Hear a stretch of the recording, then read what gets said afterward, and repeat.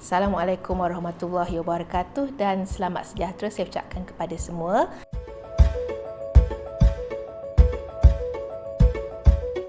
Mungkin ada yang tertanya, mengapa topik sebegini dipilih untuk saya kupaskan? Ini kerana ada yang rasa adakah ini satu masalah kesihatan ataupun adakah ini satu masalah penuaan yang mana bila seseorang itu semakin meningkat usianya, dia akan dapat masalah ini. Ada juga yang rasa segan untuk berjumpa dengan mana-mana pakar perubatan bagi membincangkan masalah sukar kawal kencing. Ada beberapa jenis yang berbeza bagi masalah sukar kawal kencing. Yang pertama, seseorang itu rasa tergesa-gesa untuk ke tandas, tetapi beliau masih sempat sampai ke tandas. Yang kedua, mungkin seseorang itu tergesa-gesa untuk ke tandas dan malangnya tidak sempat sampai ke tandas dan beliau telah membuang air kecil di luar tandas tersebut. Itu disebut sebagai urgency incontinence. Jenis yang ketiga yang sering kali diadu oleh para pesakit ialah stress incontinence. Apakah itu yang dinamakan stress incontinence?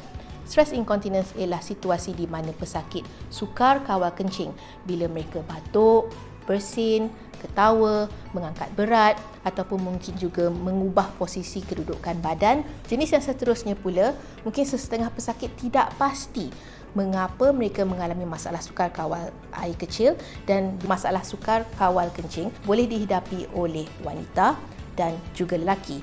Untuk hari ini, saya ingin fokus hanya kepada kaum wanita. Ini tidak bermakna kaum lelaki tidak perlu mendengar penerangan saya yang seterusnya, kerana kita ada ibu, kita ada kakak dan mungkin juga setengah daripada anda semua sudah beristeri, dan sekiranya mereka yang kita sayangi itu ada masalah tersebut, bolehlah kita sama-sama berkongsi ilmu yang ingin saya nyatakan di sini. Apakah faktor penyebab yang menyebabkan seseorang itu sukar kawal kencing? Kita bahagikan kepada dua. Yang pertama ialah urgency urinary incontinence dan yang seterusnya ialah stress urinary incontinence. Contohnya, jika seseorang itu mengalami masalah sukar kawal kencing urgency urinary incontinence, iaitu di mana beliau sentiasa tergesa-gesa ingin ke tandas dan jarang berjaya sampai ke tandas tanpa mengeluarkan air kecil di hadapan tandas. Itu selalunya disebabkan oleh masalah seperti overactive bladder ataupun dikenali sebagai pundi kencing hyperaktif. Situasi seseorang yang mempunyai overactive bladder ini, walaupun hanya ada sedikit kencing di dalam pundi kencing, badan mereka rasa yang mereka perlu pergi ke tandas dengan segera dan malangnya mereka tidak sampai ke tandas pada masa yang sepatutnya.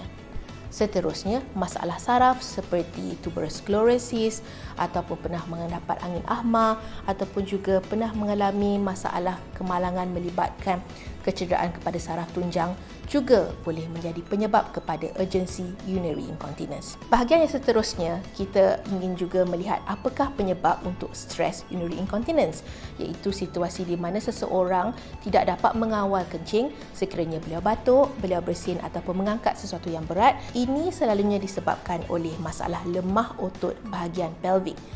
Lemah otot bahagian pelvik ini disebabkan oleh apa? Ia mungkin disebabkan oleh berat badan berlebihan ataupun bagi kaum wanita, kehamilan dan juga kelahiran boleh menyumbang kepada masalah otot bahagian pelvik yang menjadi lemah. Sekiranya seseorang sudah berusia, contohnya ibu kita, nenek kita, tidak mendapatkan rawatan bahagi masalah lemah otot bahagian pelvik, ini akan berterusan kepada organ peranakan jatuh ataupun disebut sebagai pelvic organ prolapse. Masalah ini juga boleh menyumbang kepada masalah sukar kawal air kencing. Dan seterusnya, bagi golongan wanita berusia yang sudah putus haid ataupun menopause, ini akan menyebabkan hormon estrogen di dalam badan menjadi rendah dan ini juga akan menyebabkan seseorang itu boleh mendapat stress urinary incontinence.